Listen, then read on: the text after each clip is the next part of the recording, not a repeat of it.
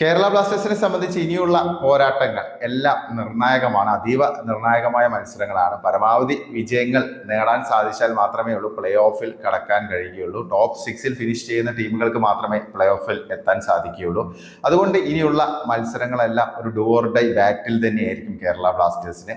അടുത്ത മത്സരം അടുത്ത തിങ്കളാഴ്ച ഒഡീഷയ്ക്കെതിരെയാണ്. കൊച്ചി കല്ലൂർ സ്റ്റേഡിയത്തിലാണ് പോരാട്ടം. അത് കഴിഞ്ഞാൽ പിന്നെ വരുന്നതും ഒരു ഹോം മത്സരം തന്നെയാണ്. നോർത്ത് ഈസ്റ്റ് ആണ് എതിരാളികൾ. അതിനുശേഷം 2 എവേ പോരാട്ടങ്ങളാണ് ഈ മാസമുള്ളത്.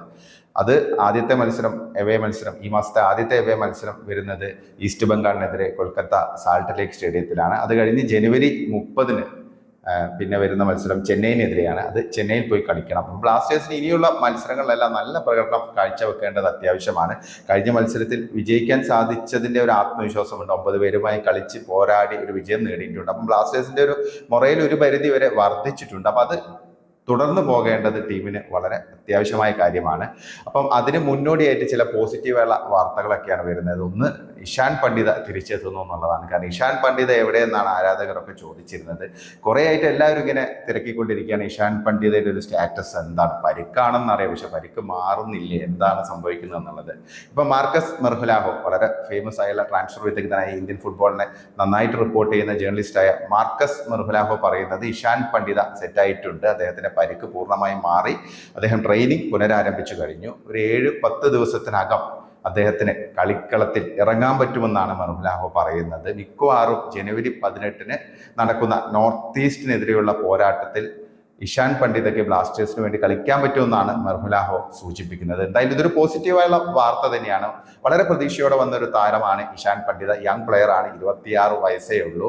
ഗോവയ്ക്ക് വേണ്ടിയും ജംഷഡ്പൂരിനൊക്കെ വേണ്ടി കളിച്ച് അത്യാവശ്യം ഇമ്പാക്റ്റ് ഉണ്ടാക്കിയ ഒരു പ്ലെയറാണ്. പ്രത്യേകിച്ച് സൂപ്പർ സബ് എന്നുള്ള രീതിയിൽ വൈറ്റൽ ഗോളുകളൊക്കെ നേടിയ ISL ഒരു തൻ്റെതായുള്ള ഒരു വ്യക്തിമുദ്ര പതിപ്പിച്ച പ്ലെയറാണ്.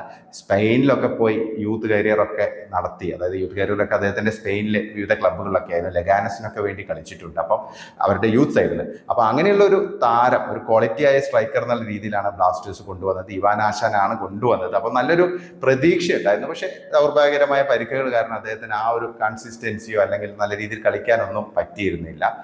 സൂപ്പർ സബ് ആയതുകൊണ്ട് എപ്പോഴും ഈ സബ് എന്നുള്ള ഇമേജ് ഒന്ന് മാറ്റിയെടുക്കാനാണ് അദ്ദേഹം ബ്ലാസ്റ്റേഴ്സിലേക്ക് വന്നത്. ബ്ലാസ്റ്റേഴ്സ് വന്നിട്ട് ഒരു സ്റ്റാർട്ടിംഗ് ലെവലിലൊക്കെ കളിക്കുന്ന ഒരു പ്രധാന താരമായി മാറണം എന്നായിരുന്നു അദ്ദേഹത്തിന്റെ ലക്ഷ്യം. പക്ഷെ അത് നടന്നില്ല. എന്തായാലും ഈ ഒരു സീസൺ കൂടി കരാറുണ്ട്. അപ്പൊ നിലവിലെ സാഹചര്യത്തിൽ ഇഷാൻ പണ്ഡിത ടീമിൽ വരുന്നത് ബ്ലാസ്റ്റേഴ്സിന് വേണ്ടി അദ്ദേഹത്തിന്റെ ഒരു പെർഫോമൻസ് നല്ല രീതിയിൽ കാഴ്ചവെക്കാൻ സാധിച്ചു കഴിഞ്ഞാൽ അത് ബ്ലാസ്റ്റേഴ്സിന് വലിയ ഒരു ഗുണമായിരിക്കും. പ്രത്യേകിച്ച് ജീസസ് ഫെമിനസിനെ കൂടുതലായിട്ട് ആശ്രയിക്കേണ്ട അവസ്ഥയാണ് ഗോളിന് വേണ്ടി.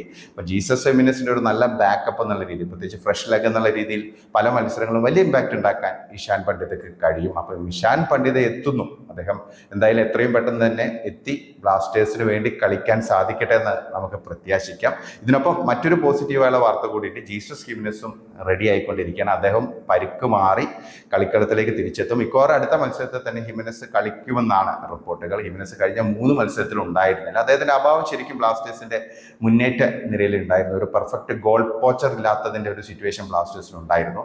അപ്പൊ ജീസസ് ഹിമെനസ് വരുന്നു. പിന്നെ വിബിന്റെ പരിക്കും മാറിയിട്ടുണ്ട്. അദ്ദേഹം മിക്കവാറും അധികം വൈകാതെ തന്നെ കളിക്കളത്തിൽ തിരിച്ചെത്തും എന്നാണ് പറയുന്നത്. അപ്പൊ നിർണായക പോരാട്ടങ്ങൾക്ക് തയ്യാറെടുക്കുന്ന ബ്ലാസ്റ്റേഴ്സിന് വലിയ രീതിയിൽ സന്തോഷം പകരുന്ന, ആത്മവിശ്വാസം പകരുന്ന വാർത്തകളാണ് വന്നുകൊണ്ടിരിക്കുന്നത്. എന്തായാലും നമുക്ക് അവരുടെയൊക്കെ തിരിച്ചുവരവിനായി കാത്തിരിക്കാം.